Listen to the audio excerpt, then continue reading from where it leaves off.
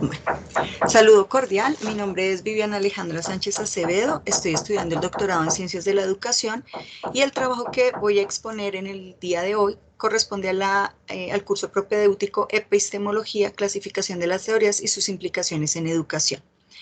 El nombre de la actividad corresponde a nuevas formas de aprender y de investigar en materia educativa. Bienvenidos. Propongo realizar esta reflexión desde la pregunta, teniendo en cuenta que la pregunta es el eje medular, activador del pensamiento y del discurrir sobre los diferentes asuntos que se plantean en la actividad desde una mirada crítica, como lo plantearía Paulo Freire. Por eso, este epígrafe. La pregunta incentiva la curiosidad e incentiva la imaginación. Paulo Freire. Ahora bien, el objetivo de esta exposición principalmente es dar la respuesta a la pregunta esencial, la pregunta macro que corresponde a cuáles son las nuevas formas de investigar y las nuevas formas de aprender desde la epistemología. Entonces, con base a esta gran pregunta, se va a dar respuesta utilizando preguntas más específicas que nos van a brindar al finalizar esta exposición la respuesta a la pregunta esencial. ¿Listo? Entonces, comencemos. Bienvenidos. ¿Sabías que existe una rama de la filosofía que estudia la teoría del conocimiento? Efectivamente. La teoría del conocimiento es estudiada por una rama de la filosofía que se llama la gnoseología. La gnoseología se encarga de estudiar la teoría del conocimiento desde lo general. Sin embargo, existe otra parte, otra rama de la filosofía que estudia también la teoría del conocimiento, se llama epistemología, pero el estudio que hace la epistemología es específicamente estudiar el conocimiento, pero desde el punto de vista de la ciencia y la investigación científica. ¿Qué sabe usted sobre los grados del conocimiento? Para este punto vamos a hablar de Immanuel Kant, quien nos menciona 3 grados del conocimiento. ¿Listo? El primero corresponde a la opinión. La opinión es específicamente donde el sujeto considera algo como verdadero sin estar seguro de lo que eso es, pero no tiene una justificación teórica sobre ese pensamiento que tiene. ¿Listo? Y su punto de vista es subjetivo. El segundo grado de conocimiento corresponde a la creencia. En este, el sujeto está completamente seguro, pero no puede dar una justificación creíble para todos. Esta se da desde la certeza subjetiva y no tiene una justificación, pues, correspondiente a la creencia como tal. ¿Listo? Entonces, la opinión va sobre el punto de vista subjetivo, mientras que la creencia es una certeza subjetiva, lo aprendió de su alrededor, pero no tiene cómo justificarla. El tercer grado de conocimiento corresponde al saber, que es allí donde nos vamos a hacer la inmersión en esta exposición, correspondiente al saber, al conocimiento como tal. ¿Listo? La opinión está fundamentada tanto a nivel subjetivo como objetivo, es decir, tiene una justificación teórica. ¿Listo? Tiene evidencias para convencer a los demás. Hay una justificación teórica, una justificación con diferentes estudios que permiten brindar una validez, una efectividad y una eficacia a esas opiniones y esas creencias que se generaron y que se tenían inicialmente y se convirtieron, gracias a esas teorías o gracias a esas evidencias, se convirtieron en un saber, se convirtieron en conocimiento. ¿Qué tipos de conocimiento hay en este nivel de saber? Entonces tenemos el saber cotidiano, tenemos el saber científico, el saber tecnológico, el filosófico, el artístico y el religioso. ¿Qué opinas de la frase ningún científico trabaja sin proyecto preconcebido? Los científicos eligen para sus estudios objetos o sucesos que en su opinión es probable que les proporcionen las respuestas a preguntas de su interés. Por eso vemos acá esta primera imagen donde hay un niño observando un insecto en una flor. Las respuestas a preguntas de su interés es definitivo un punto valioso dentro de la adquisición del conocimiento.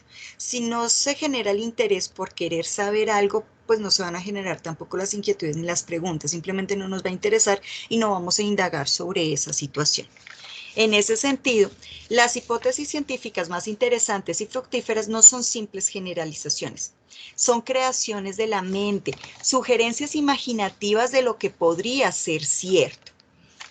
Por eso también encontramos esta imagen. Entonces es como que surge de la mente cuando estoy interesada en un tema, cuando estoy interesada en algo, cuando me reflexiono sobre mi contexto, entonces se generan ideas en mi mente que posteriormente se van a convertir en hipótesis. Se crean preguntas y posteriormente se generan hipótesis para tratar de resolver esas preguntas y esas inquietudes que nacieron inicialmente. ¿Listo? El fenómeno de estudio en el cual realizarán su investigación debe ser uno que lo motive, que lo apasione, que lo excite, que lo emocione y genere demás sensaciones intensas que sean un motor en el planteamiento del aspecto medular de una investigación. La pregunta, ya que como afirma Iglesias, investigar demanda esfuerzo y mucho, y si lo hacen algo ajeno a los intereses propios será un trabajo fastidioso. Es decir, que el motor del planteamiento, o pues como la misma frase lo indica, ningún científico trabaja sin un proyecto preconcebido, indica que las personas o una persona de ciencias pues no va así mirando y observando y de la nada nació la idea, no.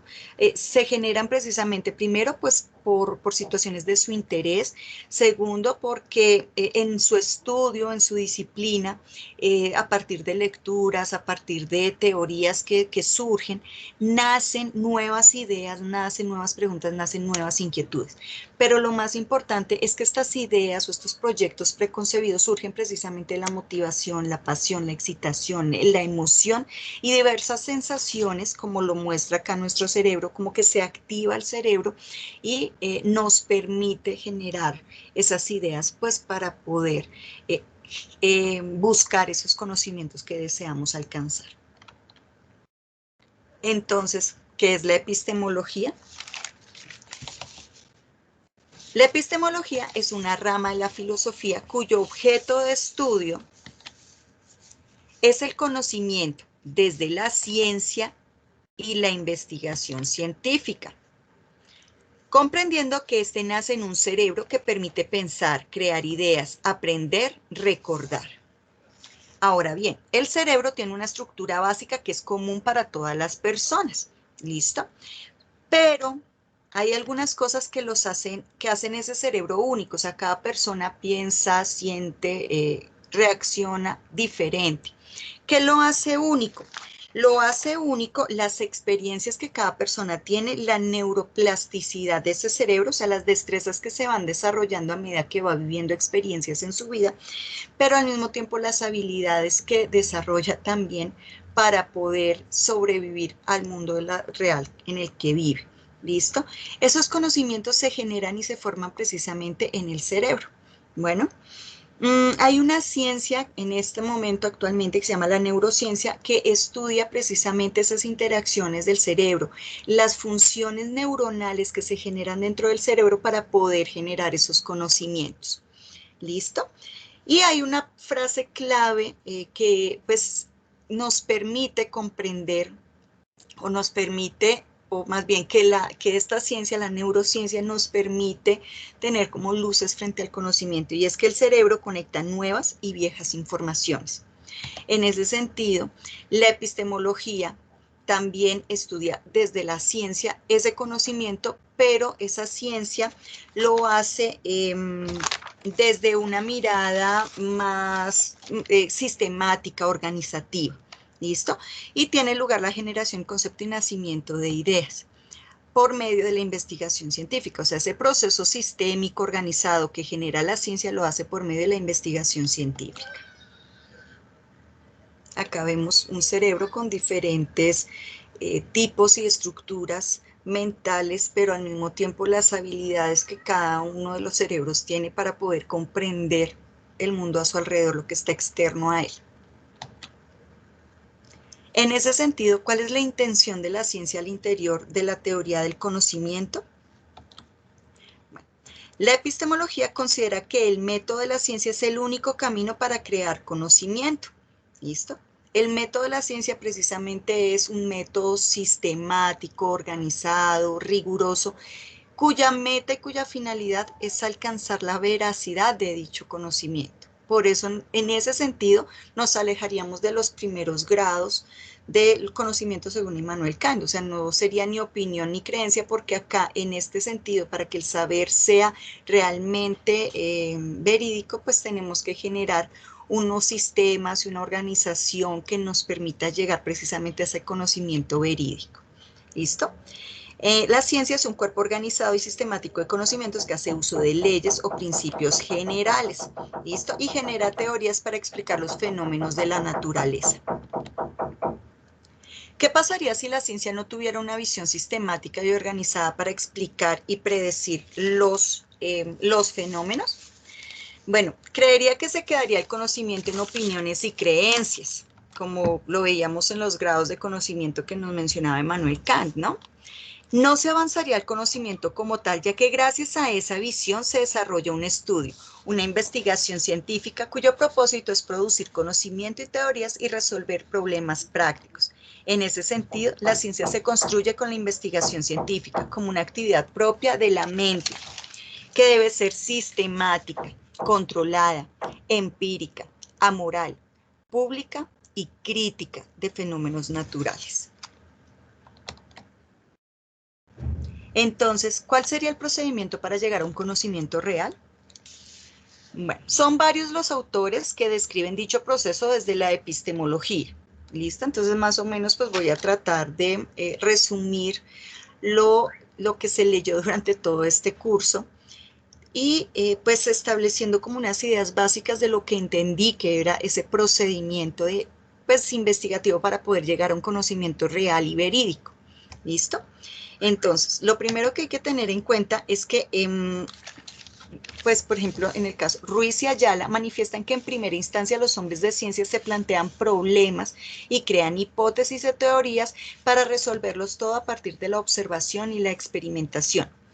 Pero también se aclara que dicha observación depende de concepciones previas. ¿Listo? Entonces se hace una observación y una experimentación. Volvemos a una de las preguntas en las que decíamos que todo arranca también por el interés que tenga la persona.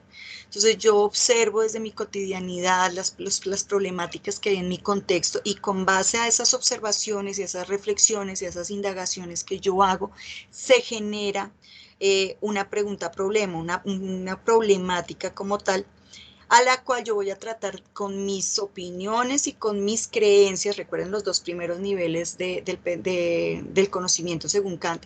Desde mis opiniones y mis creencias, que todavía no están justificadas, voy a generar unas hipótesis y unas teorías. ¿Listo? A esto pues lo llamaríamos hipotético deductivo. Sin embargo, se especifica, bueno, estas hipótesis, como les digo, vendrían desde unas concepciones previas. Bueno, yo podría hablar de unas opiniones y de unas creencias que no son justificables, pero también esas hipótesis y teorías pueden surgir de estudios que yo ya había hecho anteriormente, con las cuales yo puedo generar unas posibles soluciones a esa pregunta inicial que surgió o a esa problemática que yo evidencié pues por medio de mi percepción, de mi observación y mi experimentación. Ahora lo que tendría que hacer es poner a prueba si esa teoría, si esa hipótesis que yo estoy planteando, sí es realmente la respuesta a esa problemática que yo planteé. ¿Listo? Bueno, se hace la claridad nuevamente que ningún científico trabaja sin proyecto preconcebido. De acuerdo con el tipo de fenómeno por observar, los científicos escogen para sus estudios objetos o sucesos que en su opinión es probable que les aporten las respuestas a preguntas de su interés. En ese sentido, pues la investigación en este caso sería, o el procedimiento a seguir sería inductivo. De tal manera que las hipótesis y conjeturas imaginativas son el estado inicial de la investigación científica. Ahora bien, la ciencia es una compleja actividad que consiste esencialmente en dos episodios interdependientes, uno imaginativo y creativo y otro crítico. El examen crítico y la contrastación empírica son el siguiente nivel, pues para verificar si estas hipótesis, si estas teorías que estoy planteando desde las concepciones previas, desde mis opiniones, desde mis creencias, realmente son verídicas y dan respuesta a la problemática inicial que yo había planteado. Entonces es un examen crítico a la luz de diferentes teorías, a la luz de la experimentación, a la luz de unos procedimientos y de unos instrumentos que voy a utilizar para recoger datos. En ese sentido, pues por eso hablamos también de una contrastación empírica. ¿Listo? Y todo esto pues precisamente para la validación y confirmación de esas teorías que estoy proponiendo. ¿Listo? Bueno, esa validación y esa confirmación definitivamente es para poner a prueba la hipótesis. Entonces, las hipótesis guían la observación y la experimentación porque sugieren qué es lo que debe ser observado. Posterior a ello, se debe poner a prueba la hipótesis, examinando su consistencia interna, si tiene valor explicativo y tiene consistencia con otras hipótesis y teorías comúnmente aceptadas en el campo de la ciencia. Popper manifestaba que los humanos trataban de resolver problemas por ensayo y error. En otras palabras, la hipótesis se pone a prueba a la luz de la unidad científica, la cual correspondería a la validez lógica del conocimiento, interactuando según el estudio de los principios que determinan los resultados, confrontando la hipótesis con la experiencia desde una actitud crítica, con la cual se establecería la veracidad, la fiabilidad, la falibilidad y la falsabilidad, que esas serían precisamente las unidades científicas con las cuales, o sea, antes de comunicar pues los hallazgos o los resultados que obtuve tras este procedimiento, pues yo tengo que verificar desde la unidad científica, que vuelvo y repito, son la fiabilidad, la falibilidad, o sea, que demostrar que la ciencia está viva, que hay un camino hacia la innovación más los antecedentes, o sea, que esto que yo estoy trabajando es algo innovador, que va a generar conocimiento como tal, porque pues ese es el principal objetivo epistemológico, ¿no? La teoría del conocimiento como tal. Pero también la falsabilidad, es aprender de los errores, el derecho a la duda metódica, una prueba rigurosa y el seguimiento en condiciones controladas. Finalmente, a dar a conocer los resultados a la comunidad científica, quienes reproducirán los experimentos y contrastarán la misma hipótesis, de alguna u otra forma a la luz de la unidad de la ciencia. Adicionalmente, es importante valorar el aporte de la escolástica al modelo científico desde el estudio juicioso y disciplinado de otras tesis publicadas. Siguiendo un método. ¿Listo? Entonces, en ese sentido, pues yo lo referiría definitivamente al método científico que nos han enseñado en el colegio, que nos han enseñado siempre. De manera resumida, lo voy a presentar en este cuadro. Entonces, arrancamos con una observación que pues consiste pues a partir de la observación, de las percepciones que tenemos de nuestro contexto, de la reflexión y la indagación de lo que hay en nuestros estudios, en nuestra disciplina y en nuestro contexto y en nuestro interés como tal. De allí surge una pregunta, que es con la que vamos a iniciar todo este procedimiento para llegar al conocimiento real, de la cual vamos a sugerir unas hipótesis. Esas hipótesis son el resultado o son desde nuestros antecedentes, de nuestros saberes previos, de nuestros saberes a priori, de nuestras opiniones, de nuestras creencias. Tratamos de darle una respuesta a esa pregunta que se sugirió a partir de la observación. Una vez que se sugiere la hipótesis, entonces se inicia el proceso de investigación teórica, consultando expertos, leyendo, pues consultando en la actualidad, consultando en el internet. Y acá en este punto definitivamente considero importante el aporte desde la escolástica. Pues, ¿por qué? Porque la escolástica nos dio como ese valor a la lectura como tal. Ya están los estudios, ya hay unos antecedentes, ya hay libros que nos permiten verificar y conocer información que ya ha sido estudiada y que pueden brindarnos luces frente a la resolución de la pregunta inicial que surgió. En ese sentido, pues el aporte de la escolástica está en 3 niveles. Entonces está el de la lectura, que es a nivel literal, el del census, que corresponde a extraer de los sentidos, de lo que se entiende, sacar de esa lectura las cosas importantes para generar una interpretación, para generar una proposición, para poder argumentar, y la sentia, que correspondería a formular conclusiones.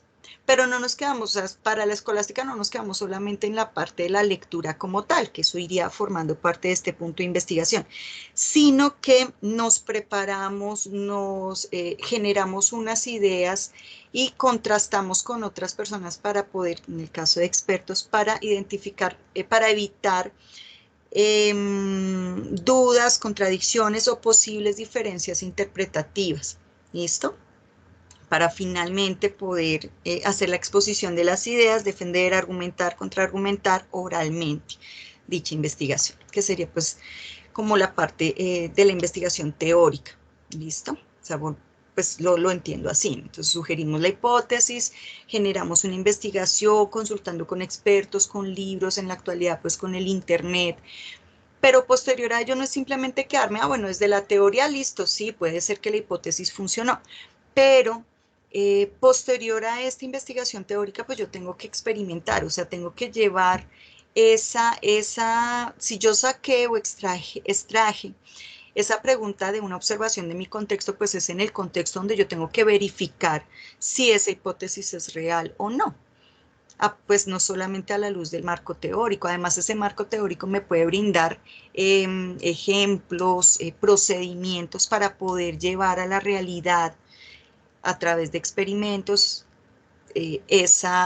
pues la validación de esas hipótesis. ¿Listo? E incluso la falsabilidad. O sea, la falsabilidad es entrar como en el campo de los errores. Entonces, al entrar, al observar lo que yo estoy haciendo en el campo real, pues eso me permite identificar sí, pues qué errores o qué situaciones particulares pueden surgir frente a esa hipótesis, ¿no? Si, por ejemplo, en la rama de las ciencias sociales, pues podemos intervenir con una guía, por ejemplo, y si la guía de pronto quedó algo mal redactado o alguna cosa que se puede cambiar, entonces recogemos la guía, hacemos los cambios y volvemos a implementar, por ejemplo. Eso sería en la parte de experimentación. Aunque las ciencias positivas nos indican que no, o sea, tal como quedó el experimento, así tenemos que seguirlo trabajando, pues de una forma sin cambios y más rigurosa todavía. Después del experimento, entonces ya se generan el análisis de los resultados, o sea, si yo implementé con unos instrumentos de recolección de información, con unos recursos, yo implementé ese experimento, pues esos mismos instrumentos y esos mismos recursos me van a brindar una información que posteriormente, unos datos que posteriormente voy a analizar a la luz del conocimiento que adquirí y pues que voy a posteriormente dar a conocer a la comunidad como tal.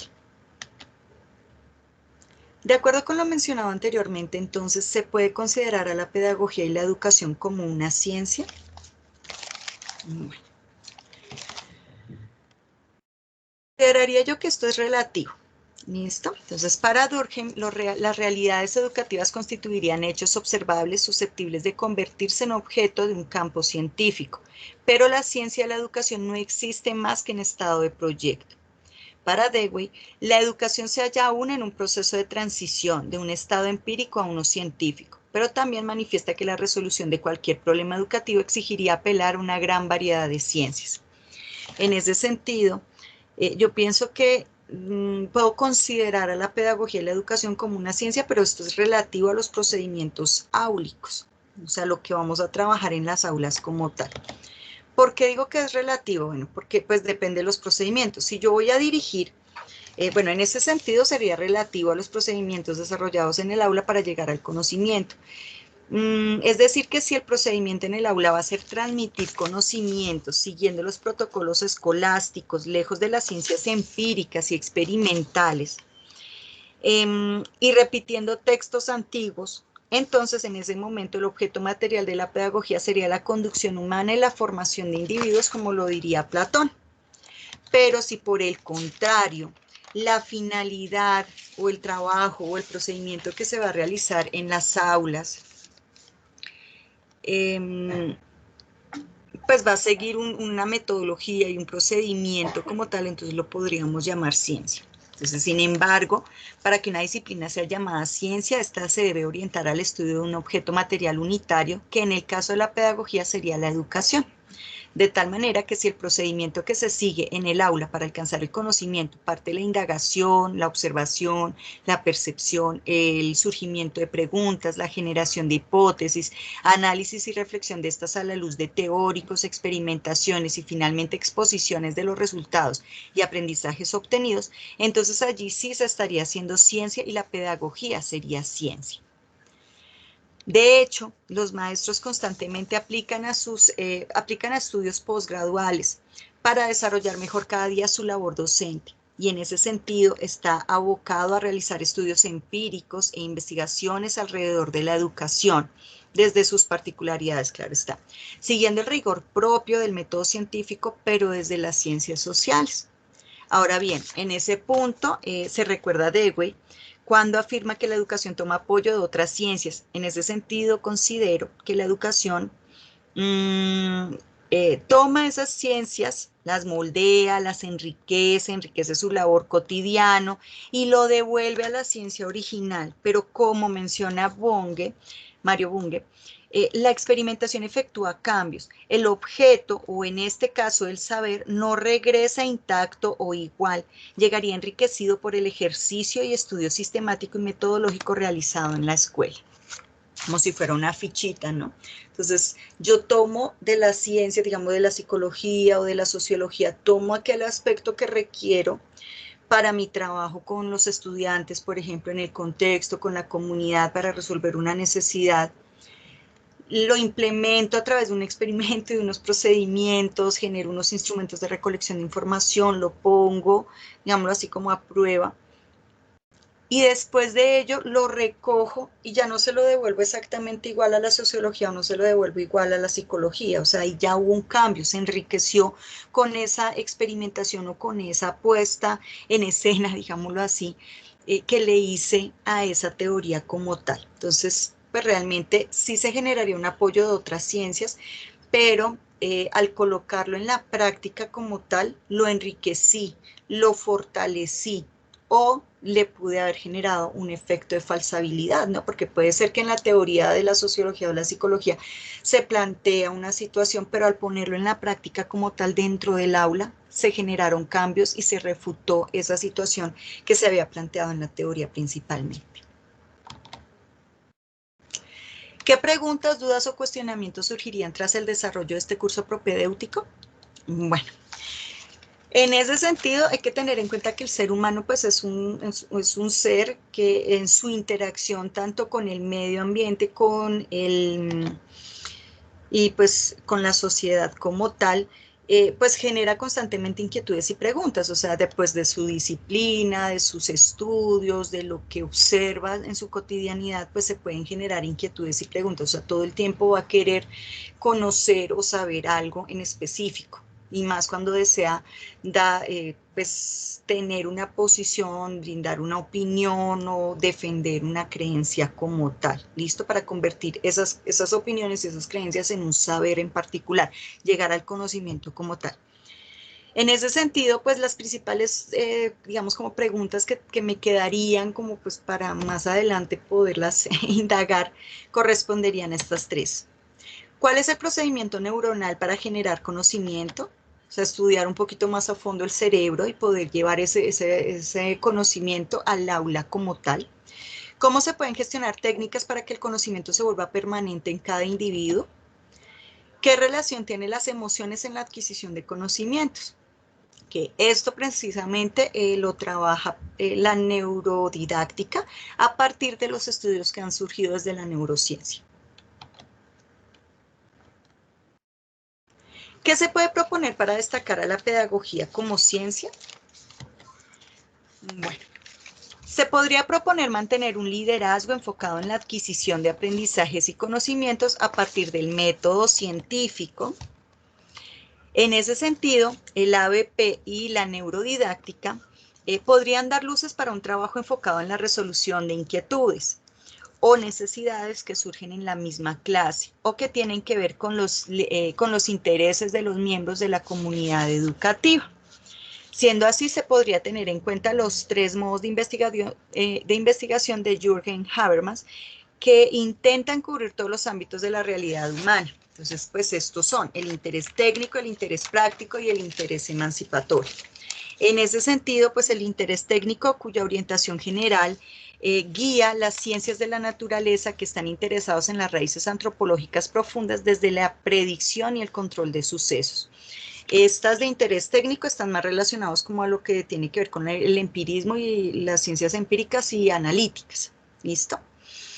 El interés práctico, que es el siguiente que nos propone Jürgen Habermas, cuyo interés es la necesidad inexorable del entendimiento, el autoentendimiento y la comunicación, no solo explicando los hechos, sino que también tratan de comprender los fenómenos que estudian. A ese se referiría más los histórico-hermenéuticos, ¿no? Las investigaciones histórico-hermenéuticas.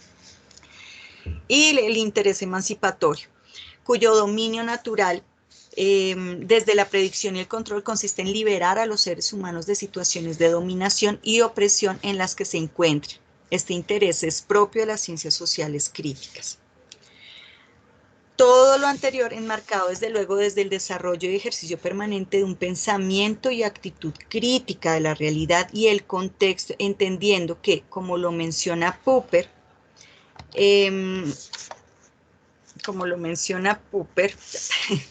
la crítica racional de las creencias del sentido común lleva entonces al progreso del conocimiento. Es así que podemos reconocer nuestros errores y aprender de ellos. En conclusión, ¿cuáles son las nuevas formas de aprender e investigar desde la epistemología? La innovación en la investigación y la adquisición del saber en la actualidad tiene que estar enfocada en un acercamiento más estrecho al método científico, valorando la importancia de su rigurosidad y unidad de la ciencia, pero desde un lenguaje que permita la facilidad de la comprensión, pues con el desarrollo tecnológico actual permite acceso inmediato a todo tipo de información y es crucial implementar y gestionar desde las aulas un pensamiento crítico que valore dicha información, siguiendo procedimientos, métodos y sistemas para validar la eficacia, veracidad, fiabilidad, falsabilidad, o sea, la unidad de la ciencia a la luz de la lógica de la información que trasciende las redes sociales. Y pues estas son las referencias de las lecturas con las que me apoyé para crear esta exposición que les estaba haciendo en este momento. Muchas gracias.